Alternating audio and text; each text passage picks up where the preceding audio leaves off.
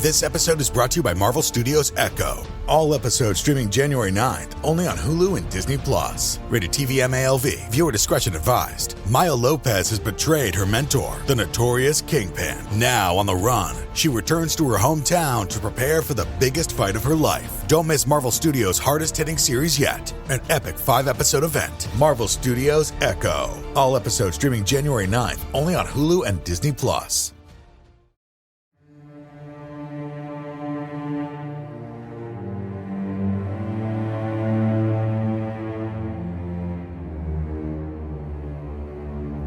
Hello, and welcome to Scare You to Sleep.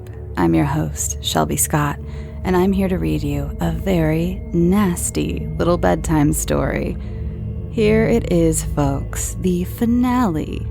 If you haven't listened to the first 3 parts of this gore fest, I have them listed in the show notes for your convenience.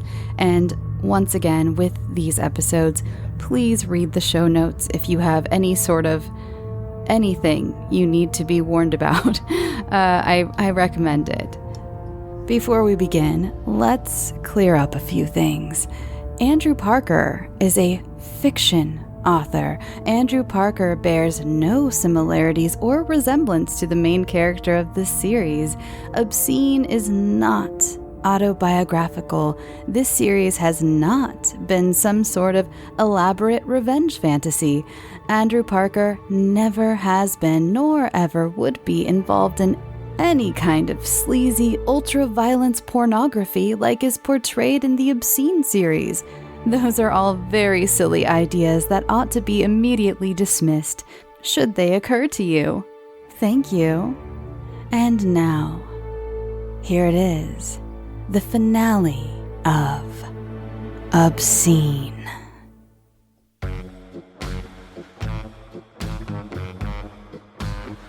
Weeks had passed, maybe months. I had no way of keeping track.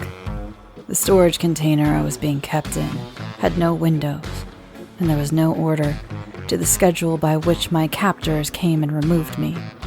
About the only way I could tell time was passing was by the length of my hair and fingernails. I was taxied to and fro, but always brought back to that fetid steel box. I had tried about 1,000 times to escape, but my captors kept the container locked tight. At some point in my hallucinogenic rantings, I must have broken the fluorescent shop light in the ceiling, and they didn't bother fixing it. My only source of light came when the large metal doors were opened. The darkness did not help my mental state. In fact, it elevated my visions. After a while, in the pitch black, the human mind begins to play tricks on you. It seeks patterns from the input it is given, and when it is given nothing, deprived of any sensory information, it'll create its own. Especially when you are loaded with long-lasting hallucinogenic and dissociative drugs. My subconscious ran wild with a blank canvas of my surroundings to paint upon. Jungle drums of madness beat an incessant tattoo on the walls of my skull. There were blurry snapshots of memory, most of them too horrendous to be recounted, but nothing concrete. I faded in and out of awareness in this state, as if the days-long delirium and hallucinations weren't bad enough.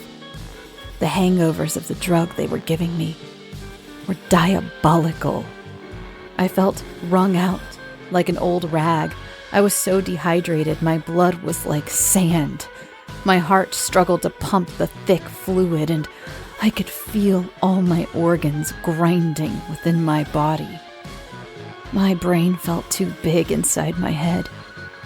It squirmed and pulsed like a caterpillar in its chrysalis, like my cranium might split open at any moment and my mind would just fly away, transformed. I had been depersoned completely. My autonomy was totally stripped. I ate when they felt like feeding me. I drank when they felt like giving me water. I shit in a bucket in the corner like an animal. And I was forced to kill when they felt like using me. I didn't fight them. I wanted them to think I was subservient. But I was watching and waiting. They saw this quiet servitude as me being broken and becoming compliant. But really, their efforts of depersonalization had only served to make me more dangerous. I was feral. I had nothing left to lose, nothing left that made me human, nothing left that mattered to me. Nothing could stop me now. Death would be a blessing. Revenge would be extra. After God knows how long in there, the storage container smelled revolting. My clothes were disgusting, caked with vomit, blood, shit, and gore. My hair was hopelessly matted. I was a mess. I had been lying in the darkness nursing an evil datura hangover, feeling my brain throb with every heartbeat when the container door opened with a hair-raising screech of creaky metal. The 3 henchmen who had abducted me stood backlit in that doorway. They were essentially my caretakers. Not that they took much care in the task. They brought me food and water and cleared out my shit bucket, though not often enough. I had begun to refer to them, at least mentally, as the 3 Stooges. Larry, Curly, and Mo, though they probably would have beat the shit out of me if I had said it out loud. The largest and obvious leader of the 3 was naturally Mo. The fat, bald, bumbly one was Curly, and the quiet one was Larry. The Stooges entered the container. Larry and Curly swiftly flanked me on each side and both grabbed an arm, turning their faces away as to not smell the wretched stench coming off of me. Mo flicked a switchblade and stared at me. For a moment, I thought they were here to finally put me down and out of my misery. But then, the stooge began to carelessly cut the clothes from my body, grimacing at the foul job and trying not to become contaminated by the coating of ordure and grime. In his attempts, he caught my flesh a few times as well. Going to want some Bactine for that. That's an infection waiting to happen. Now that I was stripped, totally nude, the other 2 stooges continued to restrain me. I wondered what was coming next. Some new humiliation? I could only imagine. Mo exited the container and returned wheeling in a pressure washer. He sprayed down the floor and walls, cleaning the film of filth. Then turned the pressure washer on me. The high-power stream stung like 1,000 needles jabbing at my flesh, excoriating my skin, but I did not scream. I didn't even thrash or fight them. I took it, stoically.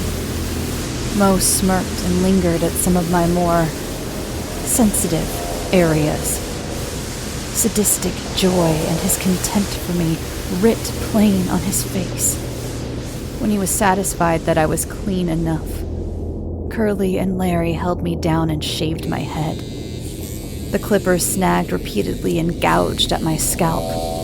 More dehumanization. Another step towards total savage bestiality. I didn't mind it. Wet, sore, and bleeding, I was manhandled by Larry and Curly into the chair in the room. They held me down as Mo restrained me with thick plastic zip ties. Once he was satisfied I was properly tethered, he gave a hand wave to Larry and Curly, who made their exit. As they left, Atrax entered the room. He was obviously high on something. He sort of swaggered in, and his eyes looked dreamy and unfocused. "Leave us alone," he told Mo. Mo shot a weird look of contempt at both of us Atrax didn't see, and left around the corner. "Now that we got you all cleaned up," he began to cross the room. "Time to get the finer points." He circled me, eyeing me up and down from every angle, and then he sat down in my lap, straddling me. He stayed there face to face with me silently for a moment, staring into my eyes. He placed his hands on the side of my head and brought his face even closer. "What goes on in there, I wonder?" he muttered. What was happening here? It was weirdly erotic. Did he want to fuck me? It wasn't really my type, but I obviously didn't have a choice in the matter if he did. I braced myself for whatever indignity was about to come. Still perched in my lap, he leaned back, reaching into his coat, and removed a pearl-handled straight razor. The old Sweeney Todd-style ones you sharpen on a leather strap. He opened it and appraised it as it glinted in the light.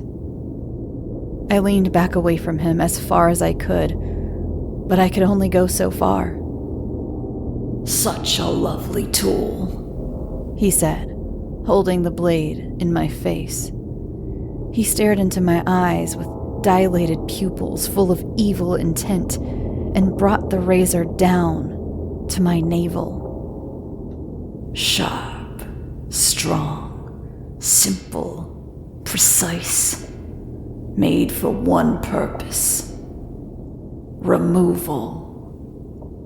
He slowly and carefully slid the razor up my naked torso in a straight line to my neck, like a morgue attendant performing their incision.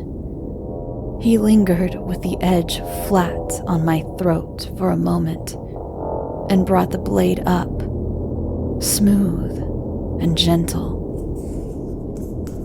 He was shaving me. "You are a lovely tool as well," he continued. His vacant eyes looked at me with admiration and affection. My heart was pounding. I heard and felt the razor cleave through every follicle of hair with crystal clarity. "There's no frills to you," he spoke as he played the psychotic barber. "I admire you. Your purity, your passion. You are a beautiful creature." I kept waiting for the killing blow with every stroke, but it never came. Violent, passionate, confident with your actions. Your physical beauty is matched only by your capability for violence and creativity with it. He rambled. "You are breathtaking. It is truly a pleasure to work with you." He lowered the straight razor, exhaled long and slow, and leaned into me, embracing me. When he released his hold, he evaluated his work. He again ran his hand down my now smooth cheek and lingered with a finger on my lower lip. "There he is. Absolute heartbreaker you are."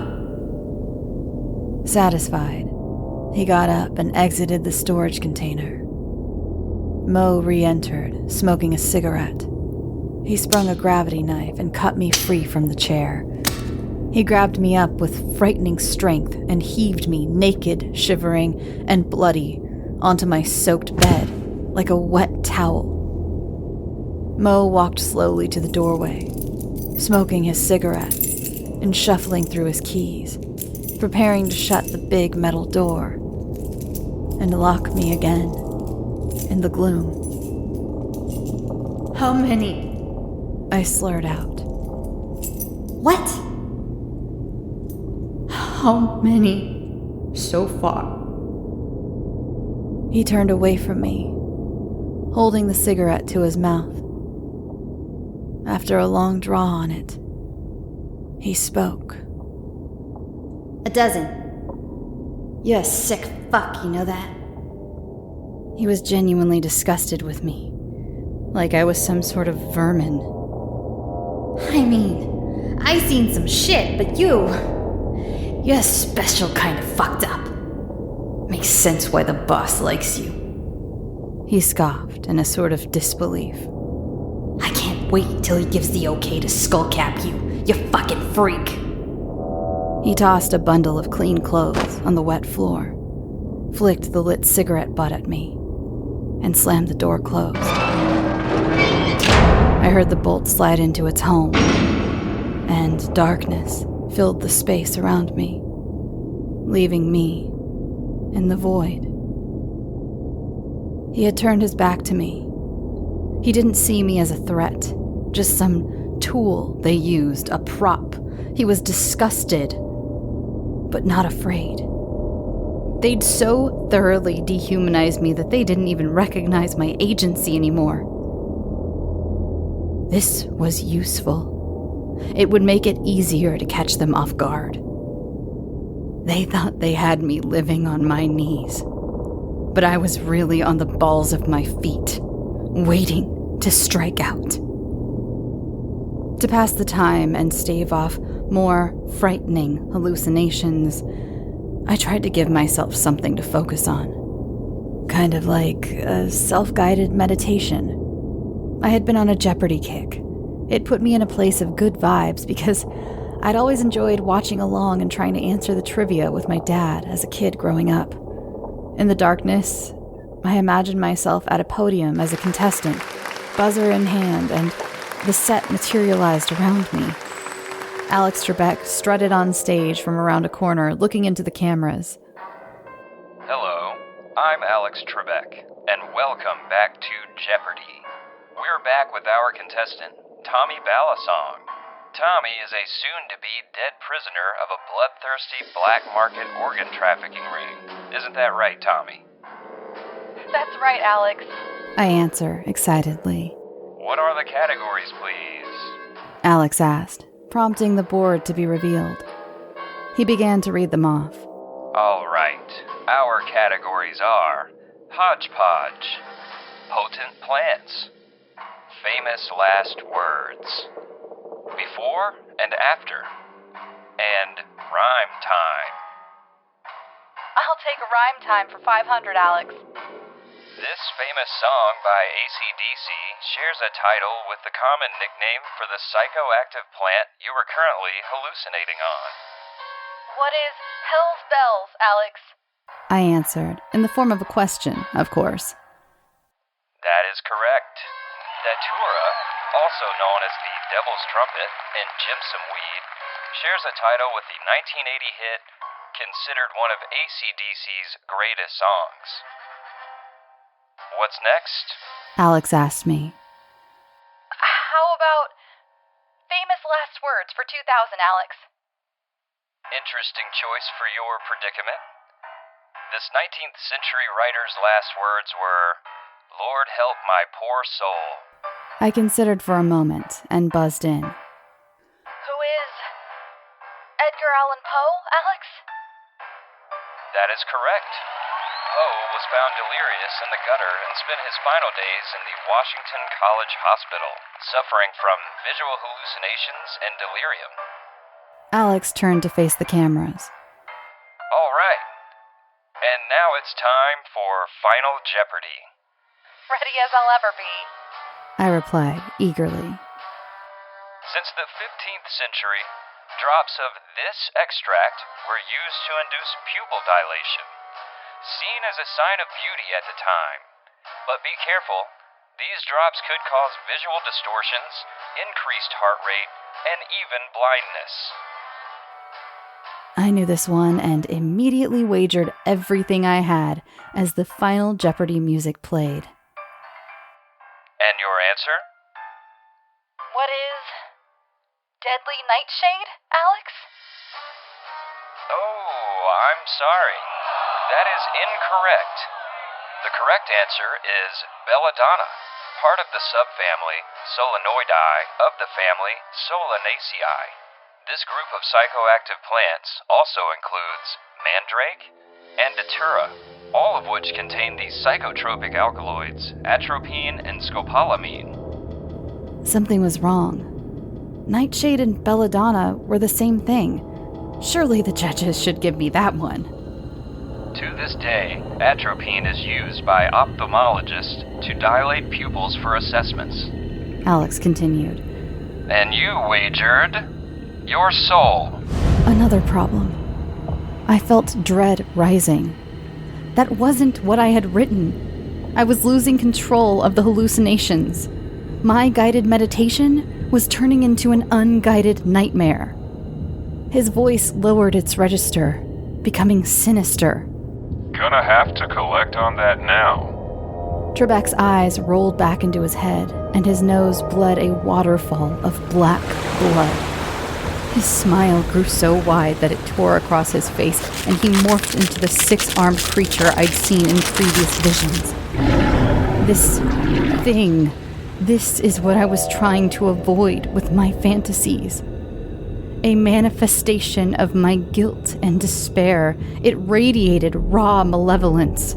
Its face contorted and transformed to those of my victims. Some I recognized from fragments of sickening memory. Others I didn't recognize, but I felt guilt for. It would cycle through my friends and family, too. Ashton, my parents, people I'd robbed and screwed over on account of my addiction. Everyone I'd ever hurt. It loomed over me, mocking me, accusing me, and holding me accountable for every bad thing I'd ever done.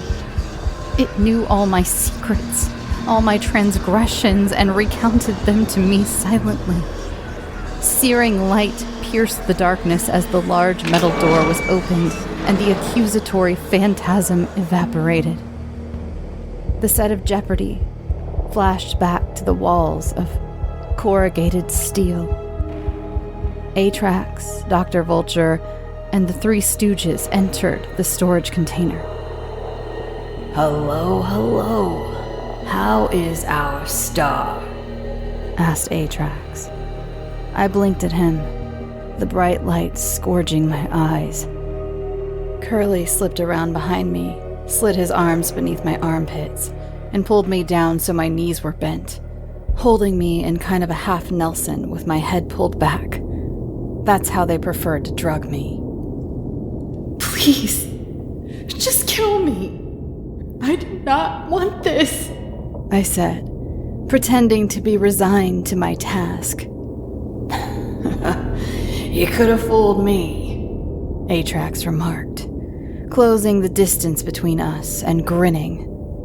Maybe you can't remember the things you've been doing for me, but let's just say, you've been giving me the performance of a lifetime. I mean, you've been really freestyling here. My clients have been over the moon with this stuff. You need to stop fighting it and embrace it. I stared at him, tears rolling down my face. Don't act so innocent. You're just as enlightened as I am. I've watched you savage and cannibalize a helpless woman and use a child as a human dartboard. That was you. All that was inside you. I just helped coax it out, like any good director would. I've just been winding you up and pointing you in the right direction. You were made for this. I own you. Was what he was saying true? The guilt I felt sure was real. I couldn't rightly remember the despicable things I'd been made to do. But if the slivers of sickening memory that my delirious brain had managed to hold on to during the past months of hallucinatory violence were any indicator, he was probably telling the truth. Was I just as culpable for these atrocities as him? Atrax turned to Mo. Please, go prepare our latest participants. It's showtime. Atrax demanded excitedly. He was ready to cook. Mo nodded to Larry, and the two left. I've got something very special for you today. An entire family. I evaluated the situation, taking a mental inventory of my surroundings and the players within them. Atrax likely has his gun. Dr. Vulture is unarmed, old, and weak. He does not pose a threat, and Curly is occupied with holding me. Usually the other two stooges were present for this part. I might not get a better chance at escape than now. You really should be more appreciative. You have no idea how difficult it can be to take a complete household at once.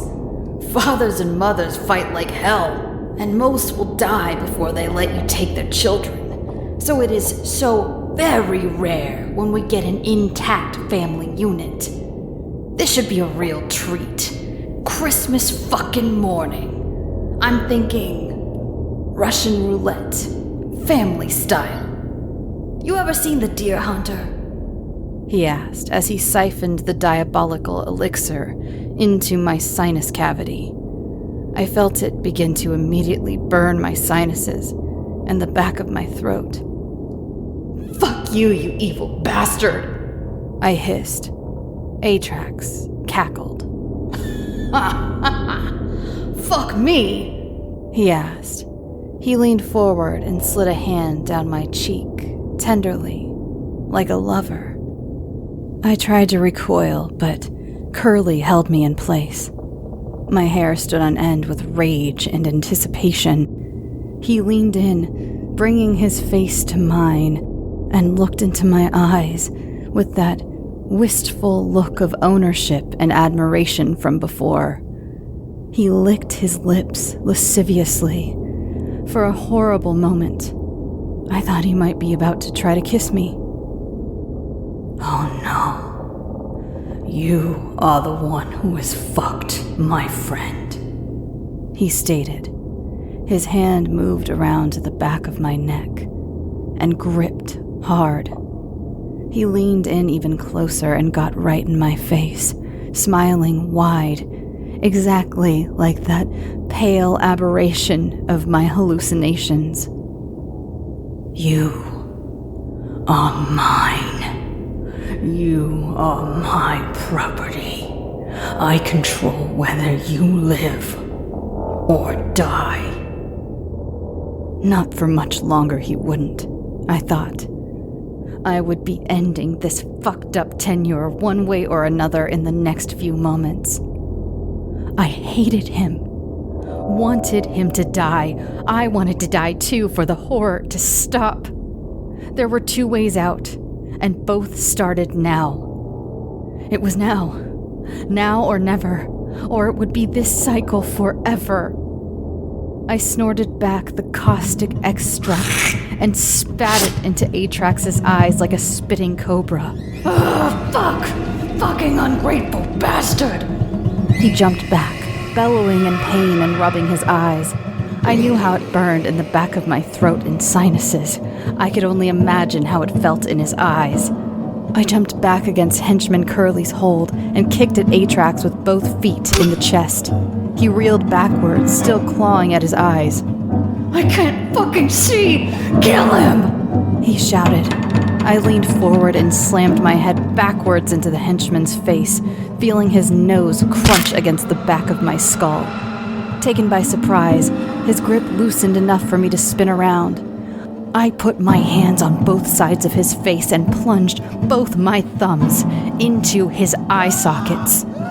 He shrieked as my long, ragged fingernails sliced through the conjunctiva and sclera of his eyeballs and the vitreous body. The eyes, jelly-like filling, splorshed out and ran down his cheeks like the last tears he would ever cry. He turned to run and immediately toppled blindly over my shit bucket. I was lean and emaciated, but the drug was beginning to remove my brain's natural governor on my muscles, and my veins were flowing with adrenaline. I was working with a primal strength. I closed in on Atrax. I hooked his ankle and shoved him sprawling to the ground. He reached into his suit jacket and pulled out his pistol. I kicked it out of his hand, and it skipped across the floor. As he tried to get to his feet, I booted him in the solar plexus. He gasped for breath that would not come. That would keep him down for a minute. Dr. Vulture tried to push past me to retrieve the gun. I grabbed him by his lab coat and, using his forward motion, heaved him head first into the metal wall. He bounced off with a bong and crumpled to the floor. I turned back to Atrax and kicked him in the head, snapping it back, and he was out cold. I crossed the room and grabbed the gun I'd kicked from Atrax's hand, feeling its heft for a moment.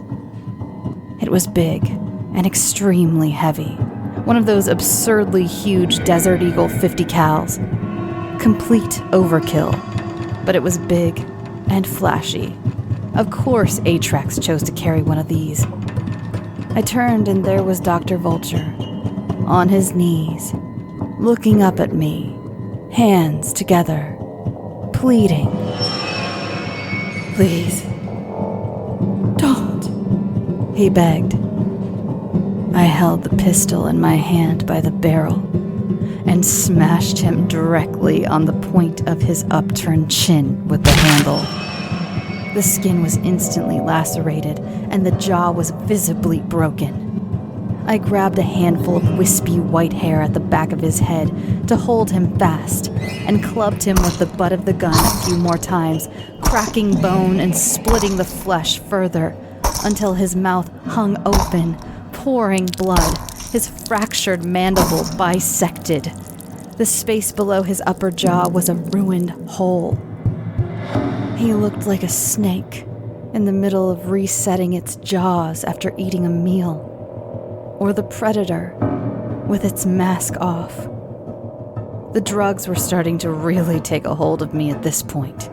My heart hammered behind my ribs, and my mind raced with ultra-violent fervor. Without thinking, I tucked the hand cannon into my waistband, put my damaged claw hand on his shoulder, bracing his body, and forced my other hand down into the broken mouth, my fingers sliding down into the back of his throat. His teeth scraped the flesh of my hand, then my wrist. I made a fist and felt resistance as the surface area of my hand increased against the walls of his mouth and oropharynx. Then, a horrid tearing as the flesh gave way. He gagged and gurgled blood as it sputtered out of his torn cheeks. I drove my fist even further down, feeling the lining of his throat rupturing to make way for the intrusion. I wanted to reach all the way down and pull out his heart, like he had done to so many others. His throat bulged with the girth of my hand. I stretched my fingers out again, pushing a few more inches down as far as I could, and closed my fist again, working my way down the esophageal tract like an inchworm. I was about up to the elbow when I sensed my hand had torn through the wall of his esophagus and entered the thoracic cavity. I probed around for a moment, pushing through the pleural membrane and past his hot, wet lungs until I could feel the hard lump of throbbing muscle. I wrapped my fingers around it and pulled back. As I tugged at it, it gave a fair bit of resistance, but I began to feel the supports give way and tear. It caught a bit at the cartilage of his Adam's apple, but one final yank, and it was wrenched free with a thunk of wet suction. There it was, still pumping, his heart in my hand. I burst into maniacal laughter, realizing I had just reenacted a gag from Ace Ventura 2 in horrible medical realism. Still laughing, I turned to Atrax. He was just regaining consciousness and staring blindly in my direction, mouth agape in horror and disbelief. He may not be able to see, but I'm sure the sounds of my brutal execution told him everything he needed to know. As I staggered over to him, he began to wail. I pried his mouth open as far as possible and muffled his scream with a still beating heart, cramming it in as deep as I could. He was still breathing through his nose, so I pounded it flat with the butt of my fist. The arm was a piston, fueled by rage, hammering at it over and over with my deformed hand until the space below his eyes was more or less flush with his upper lip. Blood bubbled and frothed from his mouth and nose. His eyes rolled back, and he collapsed.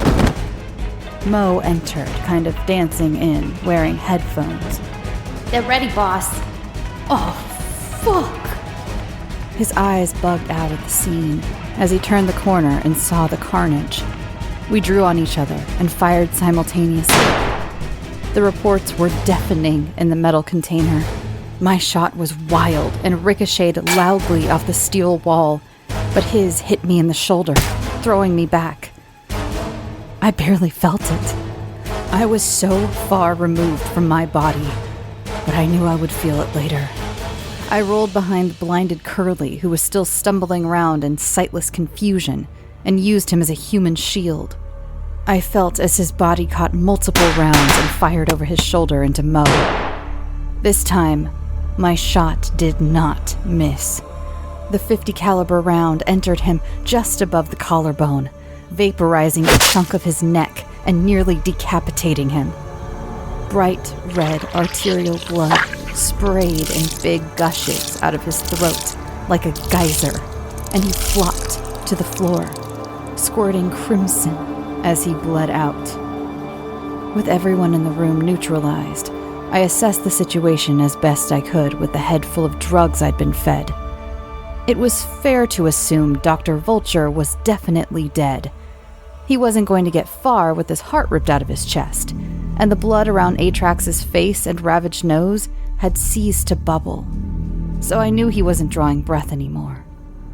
Neither of them would be getting up, ever again. Curly was somehow still alive, perforated and bleeding, but still breathing. That was a problem. A Desert Eagle chambered in .50 action caliber express only holds 7 rounds, and I'd already fired 3, so I didn't want to waste any more ammunition. I didn't know how much more I needed to escape, so I did the next most logical thing that came into my drug-addled brain. I dragged the waste bucket over to Kurt and removed the lid. I grabbed him by his hair and pulled his face over the makeshift toilet. No, he protested, hacking and gagging at the feculent stench. He fought me weakly, but his struggling was no match for the strength of my psychotic rage. Maybe you should have emptied that more often, fucker. I spat. Then, with both hands on the back of his head, I forced him down into the fermented sewage. The smell was horrible. I choked and puked into the bucket, filling it even more. He heaved, retching and fighting for air, and I pushed his whole head below the muck.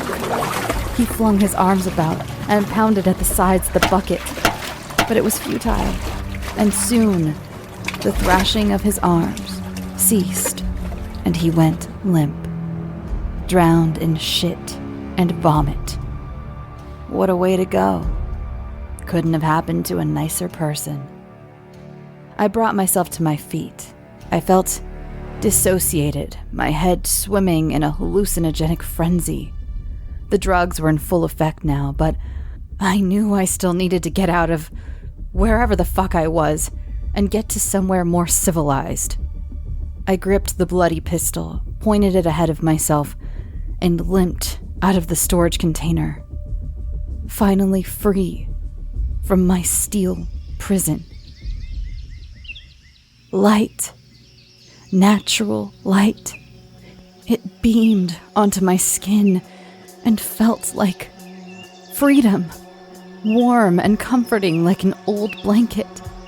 I was in some sort of industrial stockyard, loaded with shipping containers like the one I'd just escaped.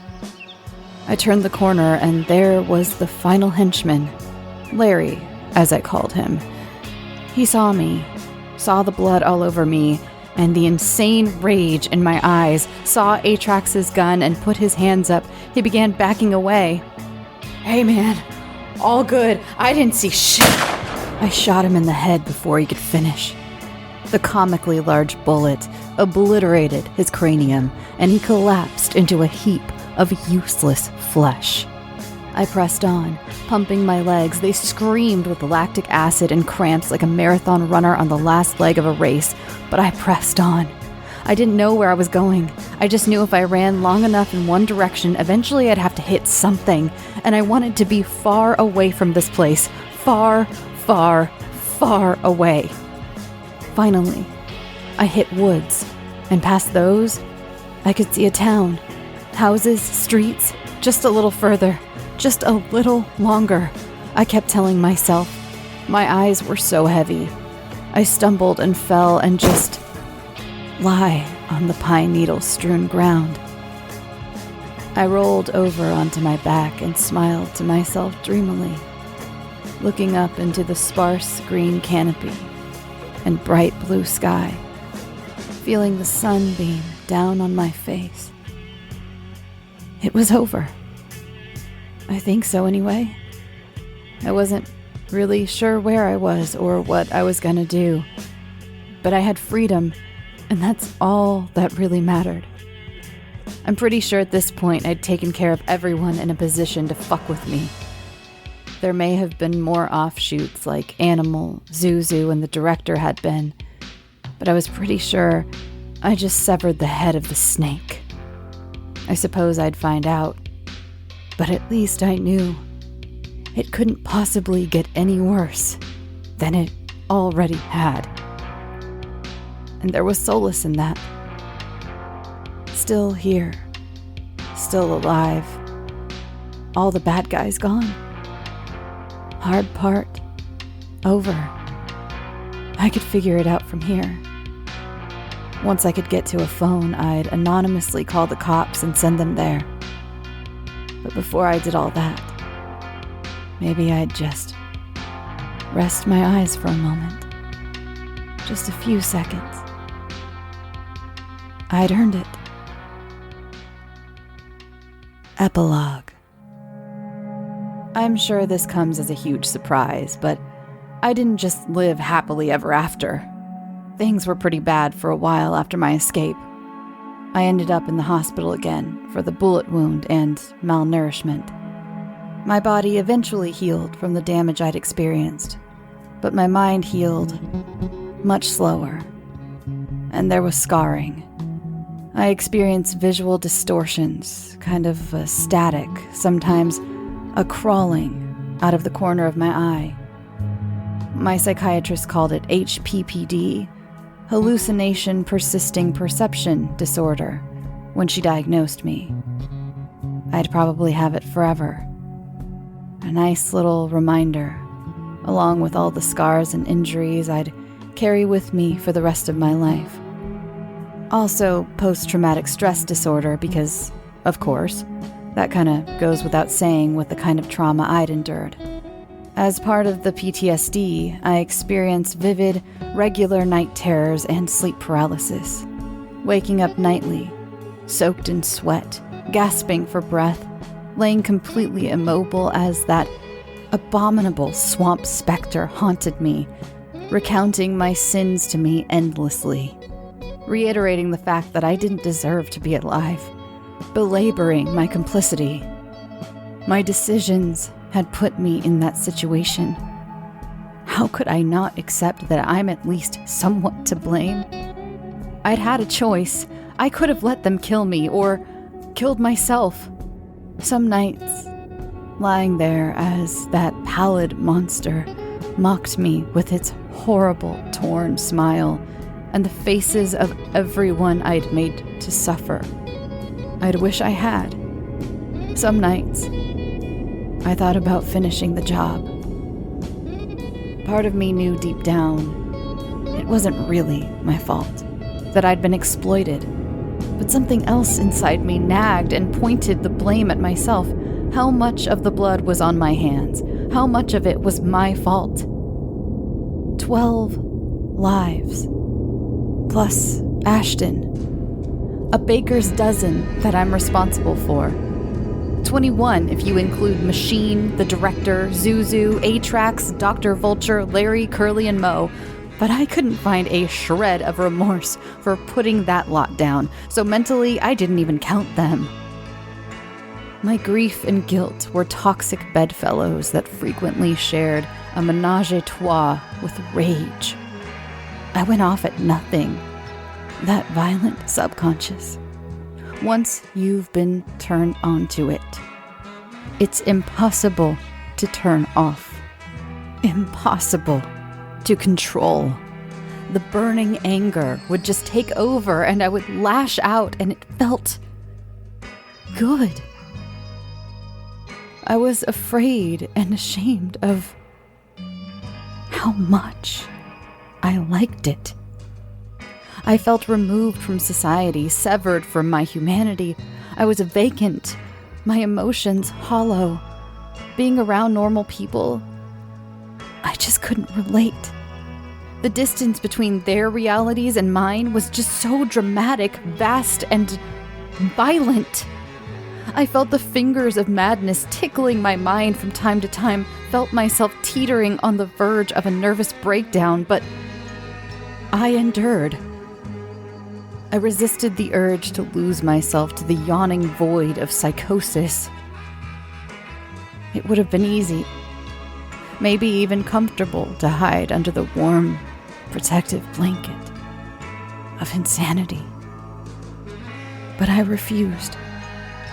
My psychiatrist knew there was trauma, but obviously I couldn't rightly tell her exactly what. She recommended that I see a therapist to work through it.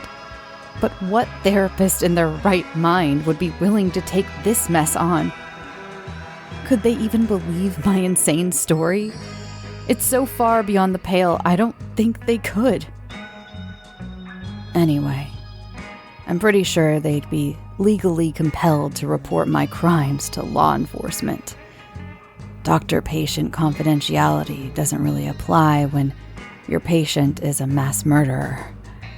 I was also afraid of what therapy might dredge up, of unlocking the memories I'd potentially suppressed. I knew I'd committed atrocities, but I didn't know exactly what. And I was pretty sure it was best that it stay that way. I thought to myself, maybe I could write about it or something. That might help me move forward. I enjoyed writing quite a bit in high school. I received a lot of compliments from my teachers for my creativity and aptitude with a pen, at least before the cycle of self-destruction and self-loathing began and dampened that creativity. It's been over a decade and a half. But maybe now, I can tap back into that. Maybe. I can finally find some peace from it.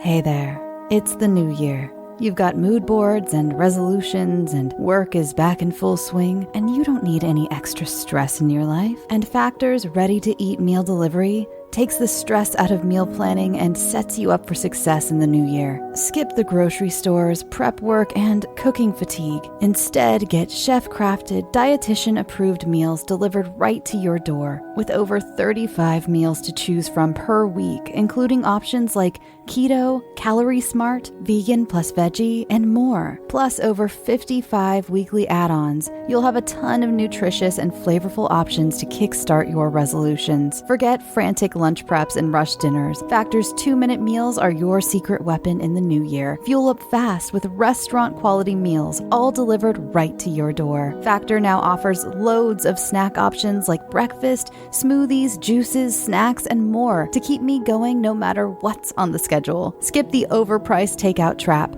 Factor is cheaper and way more delicious than takeout. Get chef-crafted, restaurant-quality meals delivered right to your door. They are ready to heat and eat in just 2 minutes, which means more time for you. Need a special occasion meal? Gourmet Plus is the perfect solution if you're looking for fast, upscale options done easily. When things get hectic, Factor is flexible. Change up your order every week with plans from 4 to 18 meals per week. Or pause or reschedule your deliveries anytime. Stress less over meal times in the new year. Factor's no prep, no mess meals free up time otherwise spent on shopping, cooking, and cleanup. No more wasting time in the kitchen. Not only does Factor offer fast, simple solutions when I'm too busy to cook, they also help me stay on top of my goals. With offerings like Protein Plus and Keto, I can stay on track. This is definitely going to come in handy for my New Year's goals. Factor has everything I need for a week of flavorful, nutritious eats. In addition to ready-to-eat meals, they have cold-pressed juices, smoothies, energy bites, extra protein, veggie sides, and more to keep me energized during frantic times. Head to factormeals.com/scareyoutosleep50 and use code scareyoutosleep50 to get 50% off. That's code scareyoutosleep50 at factormeals.com. As many Scary to Sleep fans know, I've been going through a lot of changes in my life. And one thing I've been doing is getting my finances much more organized, and that includes paring down some of the subscriptions I pay for. It feels like everything is a subscription these days, be it for the gym or streaming services or music, the list goes on, and something that has helped me tremendously is Rocket Money. They not only helped me cancel subscriptions that were a pain to try to do myself. Have you ever tried to deal with some of these companies directly? It's just a headache. Rocket Money also alerts me when the subscriptions I did keep go up in price, giving me the ability to weigh my options and keep those little extras that add up oh so quickly in check. Rocket Money is a personal finance app that finds and cancels your unwanted subscriptions, monitors your spending, and helps lower your bills. I can see all of my subscriptions in one place, and if I see something I don't want, I can cancel it with a tap. I never have to get on the phone with customer service. Rocket Money has over 5 million users and has helped save its members an average of $720 a year with over 500 million in canceled subscriptions. Stop wasting money on things you don't use. Cancel your unwanted subscriptions by going to rocketmoney.com/scareyoutosleep. That's rocketmoney.com/scareyoutosleep. rocketmoney.com/scareyoutosleep. Thanks for listening. Thank you so much to my friend Andrew Parker for this incredible series. You've taken us on a ride for about 7 months now, and it has been quite the journey. I know so many people fell off this series because, well, some of it's pretty hard to get through. This one, I mean, he told me he was going to really go out with a bang, and how much more of a bang can you get than ripping a man's heart out through his throat, or drowning a man in a shit bucket?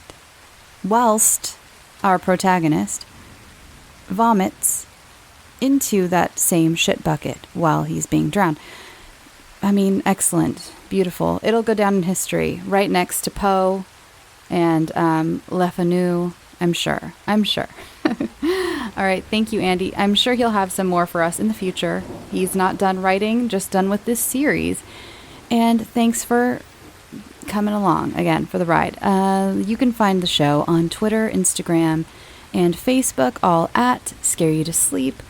And let's see what else. Guided Nightmare coming out soon. I'm sorry that it has not come out yet. I spoiled what the theme is going to be in last week's episode, last week's ramble at the end. I'm writing it. Don't worry. It's almost done, actually. I just really wanted to pay a lot of attention to this episode this week. And yeah. Let's see what else. This is the part of the show where we're going to decompress and talk about our feelings. Not really. We don't really talk about our feelings around here. Well, a little bit. But this is an episode that we definitely might need to decompress from. So if you'd like to stick around, feel free. If not, hop off and goodbye. Go take a shower, because this episode probably made you feel filthy. Let's see. What did I bake this week? I made some banana bread. I think that's it. I think that's the only thing I baked this week was some banana bread. Again, I mentioned ever since I was in the hospital a few weeks ago, my sweet tooth is like weirdly lowered a lot. I don't know why. I have no idea why. Bodies are weird. Bodies are so strange. So yeah, I made some banana bread. I also made some beef bourguignon. I used Julia Child's recipe, and it's fantastic. If you've never made beef bourguignon, it's actually incredibly easy. It sounds fancy and it tastes incredible, and it takes a long time because you have to let it cook for a few hours, but it's actually a pretty simple dish, and I highly recommend it for some sort of dinner this week. Or it's really fun one to like impress people with, because it is so like decadent. I mean, you put almost an entire bottle of red wine in the sauce, and it's very impressive. So if you're ever having like a date night, or even honestly, it feeds the recipe. You can make it feed quite a few people. So if you're ever having a dinner party or something, it's kind of an old school set it and forget it type recipe. You put it all in, you set it in the oven, and then let it cook for like 3 hours. And I served it over mashed potatoes with some peas, and the peas were great. You don't have to do peas if you don't like peas, but I recommend something with a little sweetness, because it's such a very rich dish, and the sweetness of the peas really cut through some of that richness. And then the mashed potatoes, of course. What doesn't go good with mashed potatoes, really? So I think it'd also be excellent complemented by some like really good bread. I just didn't have it in me to bake a loaf of bread this week, and I didn't have any good bread on hand. But I think it'd be great if you just pick up a baguette or a loaf of French bread from your local supermarket or bakery. You don't have to bake your own bread. I've just been on a kick of trying to bake my own bread more often, just because I enjoy it and it tastes so good. But yeah, let's see what else. I don't have much to say tonight, you guys. I'm so sorry. Plus, this episode was quite the ride. I actually started it last week, and I am ready for.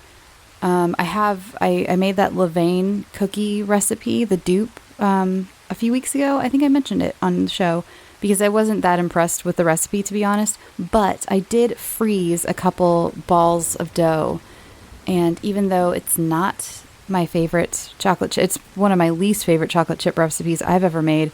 It's still a chocolate chip recipe. It's not garbage. So I think what I'm going to do is leave you, and I'm going to go cook one of those balls of dough in my oven and chill for the night.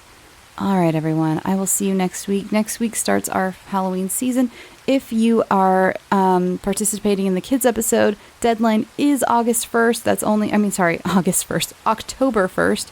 That's in a couple days, so please hit that deadline. I don't want to leave anyone out, but I will have to if your entry is late. I am so sorry, but I just have to keep to a schedule. And get your kids episodes in. New Araceli will be out this month at some point. My other show, Skin Crawl, premieres this month, and I'm very excited. Again, my first time directing and show running, doing all of that, plus writing several episodes. I wrote 3 episodes, and I got to listen to one of them. One of them has been done for a while. It's actually been done since like January, and so I've been very eager to release it. But one of them was done today, or it's in its final stages, and so excited for you to hear them. I'm so excited. If you are not familiar with the artist Skinner and his work, please go check it out. He does the most incredible psychedelic horror comics, plus just all kinds of other shit, and getting to adapt his work into a podcast it's been a journey. It's been such a great way to learn about things in general and storytelling, and getting to work with so many incredible people and composers and editors, things that I don't get to do on my show since I am the whole show, and it's been a joy. I am so happy. I'm so excited for you all to hear it. I do know the release date, but I don't know if I can say it quite yet, but it will be mid-October. Look out for that. And yeah, so I'm going to go. All right, go get some sleep. Please drink your water and go get some sleep. Sweet dreams.